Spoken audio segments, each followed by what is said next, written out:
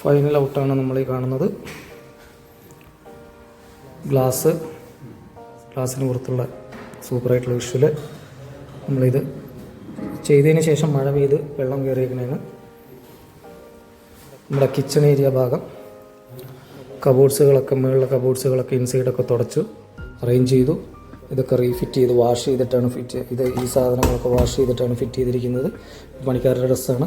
ബാക്കിയുള്ള സാധനങ്ങൾ ഇവിടെ തുടച്ച് കഴിഞ്ഞിട്ട് ഇവിടെ ഇങ്ങോട്ട് മാറ്റി വെക്കാൻ പറഞ്ഞിട്ട് മാറ്റി വെച്ചാണ്. അതുപോലെ ഈ കബോർഡുകളൊക്കെ തുടച്ചിട്ടുണ്ട്. പിന്നെ കുറച്ച് സാധനങ്ങൾ നമ്മൾ താഴെ ക്ലീൻ ചെയ്തുകൊണ്ട് മുകളിലോട്ട് പൊടി തട്ടിയിട്ട് വെച്ചിട്ടുണ്ട്. ഓക്കെ. പിന്നെ ഹാളിൻ്റെ അറേഞ്ച്മെൻറ്റ് ഇങ്ങനെയാണ്. ഡൈനിങ് ടേബിൾ തൽക്കാലത്തേക്ക് ഒതുക്കിയിട്ടിട്ടുണ്ട്.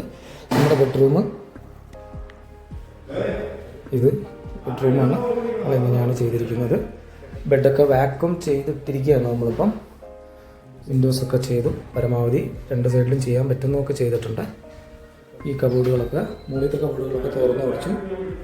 അതുപോലെ തന്നെ താഴത്തെ കബോർഡുകൾ തുറന്നു കുറച്ചു. ഇത് ലോക്കഡാണ്. ബാക്കി ഇതിൻ്റെ മുകളിൽ കൂടെയാണ് ചെയ്തിരിക്കുന്നത്. നമ്മൾ അടുത്ത ബെഡ്റൂമിൽ നമ്മൾ ചെയ്തിട്ടുണ്ട്. വാഷ്റൂമൊക്കെ ചെയ്തു.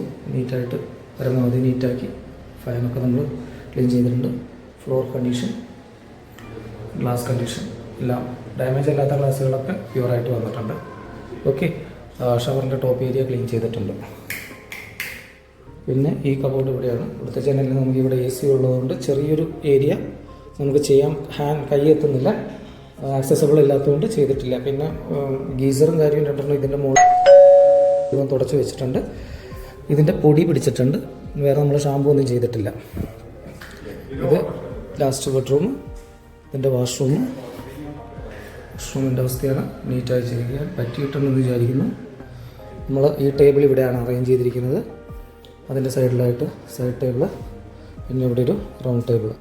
ഈ വിൻഡോസും നമ്മൾ പരമാവധി മാക്സിമം കഴിയുന്ന പോലെ ചെയ്ത് ഫ്ലോറും നന്നായിട്ട് സ്ക്രബ് ചെയ്ത് വാഷ് ചെയ്തിട്ടുണ്ട്. കബോർഡ്സുകൾ എല്ലാം പറഞ്ഞതുപോലെ തന്നെയാണ് ചെയ്തിരിക്കുന്നത്. ഇതാണ് നമ്മുടെ ഫൈനൽ ഔട്ട് എന്ന് പറയുന്നത്. ഓക്കെ. ഹാപ്പി ആയിട്ടുണ്ടാവുമെന്ന് വിചാരിക്കുന്നു. Thank you sir.